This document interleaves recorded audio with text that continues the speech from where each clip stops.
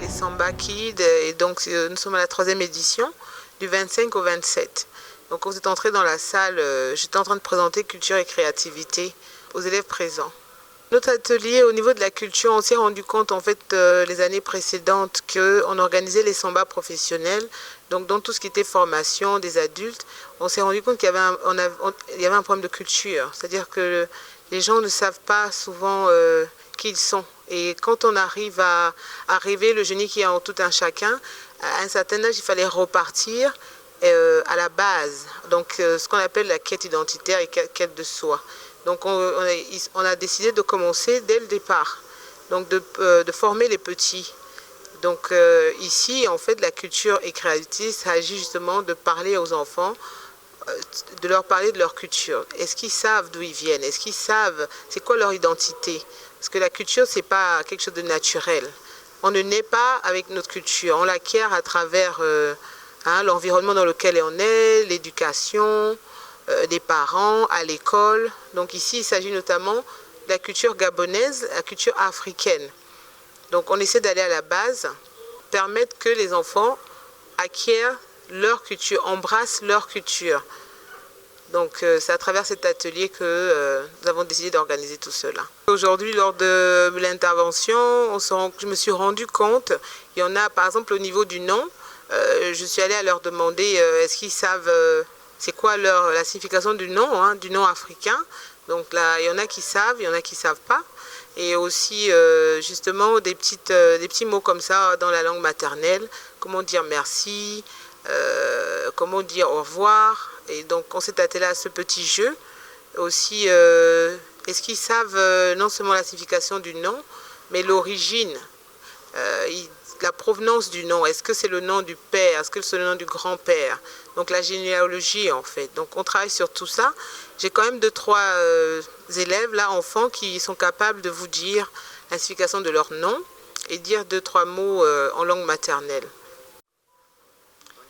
Je veux vous dire comment on dit bonjour à ma langue maternelle. On va dire sauver d'or.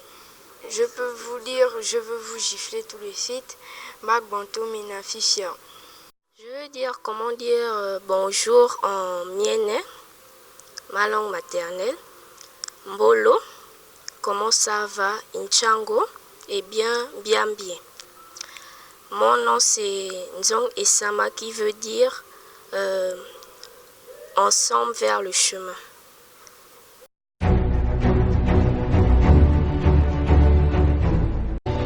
Je suis là pour initier quelques jeunes à métier de l'informatique, à l'importance du numérique aujourd'hui et son lien étroit avec l'éducation.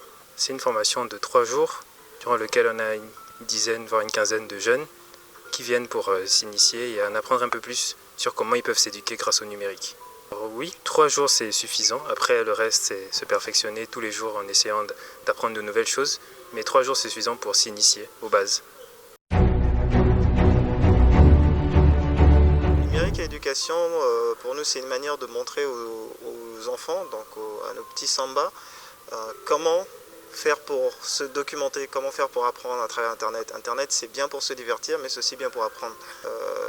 Guy Fernand et moi, nous les coachs, on s'est essentiellement formés sur Internet. On a eu la chance aussi d'avoir un père qui est ingénieur en informatique, mais qui nous a donné très tôt les outils pour contrôler Internet, pour l'utiliser à bon escient. Et c'est ce qu'on essaie de transmettre aux enfants ici.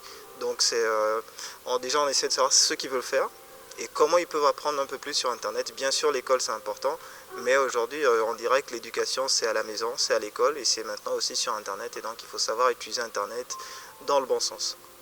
Alors, l'avantage ici, c'est que, je suppose qu'ils ont choisi selon le thème, mais on a plein de petits qui ont déjà au moins touché un ordinateur. À défaut, je m'étais retrouvé dans un lycée il n'y a même pas quelques mois et j'ai demandé à des jeunes dans la classe qui avaient déjà accès à un ordinateur. Et il y en avait, je pense, 2 sur environ 68 élèves. Donc assez déçu, surtout dans un monde qui ne cesse d'évoluer. Mais effectivement, il y a des jeunes qui sont... la majorité qui sont là veulent faire des métiers en rapport avec le numérique. Donc je suis très surpris de savoir qu'ils s'intéressent autant, de savoir qu'il y en a qui sont déjà assez avancés sur faire des recherches, etc. Donc on est vraiment en train d'essayer de juste les structurer et de mettre tous les outils de leur côté pour vraiment accélérer leur formation à travers Internet, qui est en plus à l'éducation, bien sûr, à l'école. On est sur Google. Je cherche ce que je vais faire. Un grand concepteur de jeux vidéo. Je suis ici parce que je voulais me renseigner auprès de l'informatique. Parce que je trouve que l'informatique c'est intéressant et que ça peut aider tout le monde. On a un ordinateur portable. Ça nous sert à faire des recherches, à faire partir sur des navigateurs web, des logiciels et des applications. Comme logiciel Epic Game Store sur l'interface et comme application Google. Pour Epic Game Store, ça sert à télécharger des jeux vidéo et pour Google, ça sert à faire des recherches sur Internet.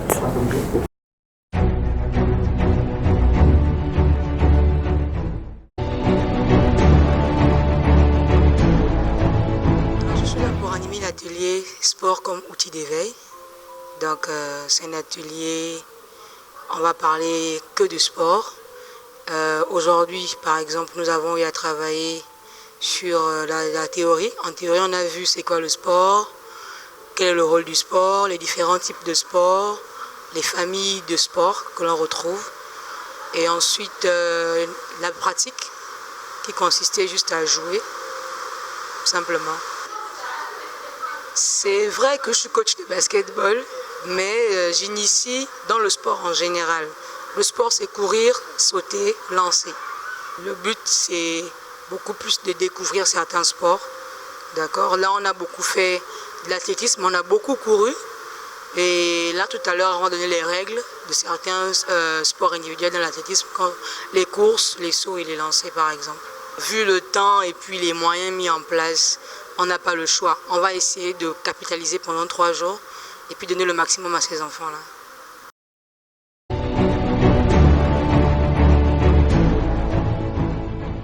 Les Samba Kids, ce sont des ateliers initiés pour les enfants de 7 à 17 ans afin de les coacher sur les éléments qui les passionnent, que ce soit dans le domaine de la culture, du sport, du numérique ou encore dans le domaine entrepreneuriat pour essayer de les équiper déjà afin que demain, quand ils sortent de l'école, que leur diplôme ne leur serve pas seulement à aller travailler dans des entreprises, mais que cela leur serve à se préparer à être eux-mêmes déjà entrepreneurs. Cette année, nous sommes à la 3e édition et nous avons eu l'honneur d'avoir Bruno Ekwelemanga comme parrain. Pourquoi Ekwelemanga? Parce que déjà, il nous a fait vivre des émotions assez fortes pendant la CAN et on sait que c'est un homme, au-delà de tout, qui a la main sur le cœur et qui aime toutes les initiatives qui touchent aux enfants.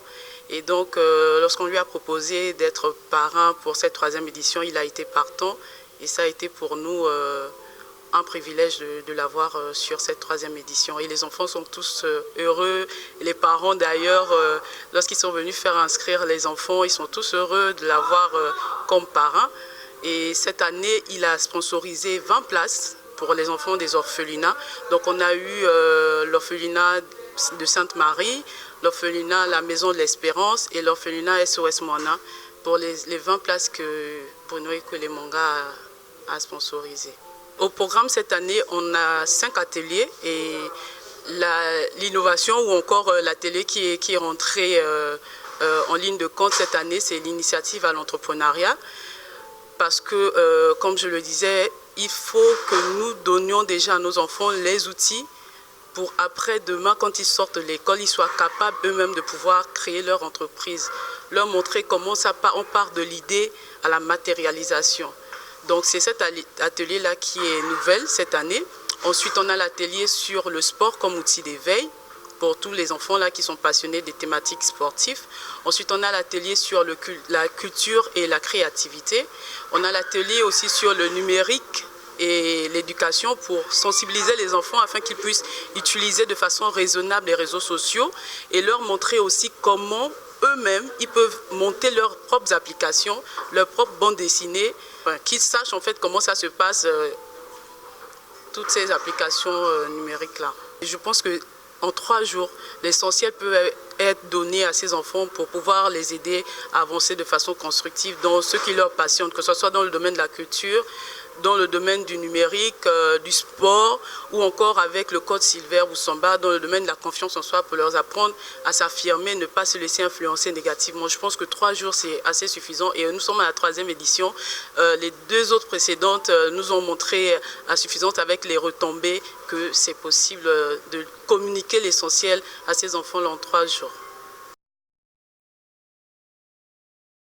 La coordination de tel événement permet de mettre ensemble du personnel qui ont de l'expérience, qui ont de la compétence, avec des moyens logistiques et surtout s'assurer s'ils ont les moyens pour pouvoir atteindre les objectifs, à savoir mettre les bonnes personnes ensemble pour pouvoir réussir un challenge et donner un résultat.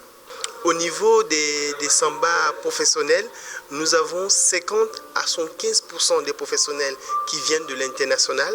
Donc, ce qui fait en sorte qu'il faut prendre en compte les VHR, les voyages, le transport international, les autorisations d'entrée pour les visas, les hébergements et surtout le transport local. Et sans oublier aussi tout ce qui va avec, parce que c'est aussi les professionnels où il y a aussi plus d'exigences. À travers l'ONG, il faut le dire, l'ONG n'est que l'alternative par rapport à d'autres. C'est vrai qu'il existe pas mal d'ONG, mais ce que nous disons souvent, c'est qu'aucune nation n'est éphémère. Les actions sont complémentaires et les actions sont aussi comme les alternatives pour permettre aux uns d'apporter le vide ou de remplir une carence. Et l'analyse que nous avons portée après 8 ans d'organisation des samba professionnels, les parents qui ont eu la chance de bénéficier de ces ateliers et de ces moments d'échange ont souhaité aussi l'avoir pour leurs enfants. Et le constat qui était encore plus pertinent pour nous, nous avons tous constaté en Afrique d'une manière générale et au Gabon en particulier, les jeunes, nous nous intéressons aux activités à l'âge de 20 ans, 30 ans, voire même 40 ans. Alors que si on a eu la chance d'avoir quelqu'un qui nous a donné la bonne information, les bons outils à l'âge de 5 ans, 10 ans, 15 ans, je suis sûr qu'à partir de 15 ans, 20 ans, on aura de l'expertise, de la compétence. Et aujourd'hui, comme on le dit, l'exemple qui est flagrant, c'est l'exemple de la Chine. Vous arrivez en Chine aujourd'hui, vous avez un jeune de 15 ans, il est spécialiste. Un jeune de 20 ans, il est spécialiste. On a l'impression qu'ils sont plus intelligents que nous, mais c'est faux. C'est juste qu'ils ont eu la chance de commencer très tôt et de se spécialiser. Tout citoyen doit se former pour avoir de la compétence, pour pouvoir servir. Et tout citoyen doit se former pour comprendre les enjeux actuels afin d'avoir l'adéquation entre le travail et l'emploi. Et de tels ateliers, de telles rencontres leur permettent de se reconvertir aisément et voir d'autres angles pour pouvoir avancer. Cette année, si vous l'avez constaté, la première édition des Samba Kids, le parrain c'était le grand artiste gabonais humoriste Omar Defondou. Et la deuxième édition, nous avons l'internationale basketteuse franco-gabonaise Géraldine Robert Yema. Et cette année, nous avons l'international gabonais, capitaine de l'équipe nationale, Monsieur Bruno Ekole Manga, qui est le capi. Et pour nous, c'est un honneur de l'avoir parce qu'il symbolise non seulement le courage, il symbolise un produit 100% gabonais. Parce qu'il a été formé au Gabon, il a été développé au Gabon pour ceux qui le connaissent dans les quartiers ici à Libreville, partant de 105 pour l'Europe. Et aujourd'hui, il a joué en Angleterre, il a joué en France. Et l'image qu'il donne aux jeunes, c'est l'opportunité pour nous de lui permettre d'être proche des enfants parce que la transmission des valeurs commence au plus jeune âge et afin de permettre aux enfants de croire que c'est possible. On peut être né dans les bas quartiers, on peut être né dans une situation aussi difficile, mais par le travail, par l'abnégation et par le sens des valeurs, on peut réussir et impacter toute une nation.